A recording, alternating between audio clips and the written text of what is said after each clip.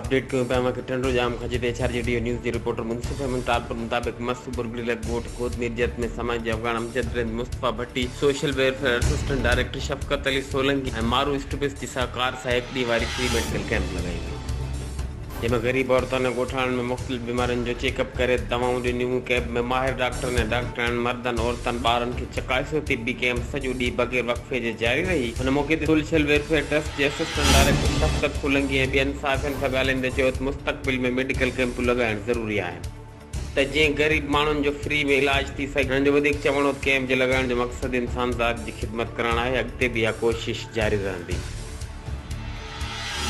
HRJDO news ते इन वक़्त ताईं बस एतिरो ई। वधीक ख़बरनि ऐं अपडेट्स लाइ ॾिसंदा रहो HRJDO न्यूज़।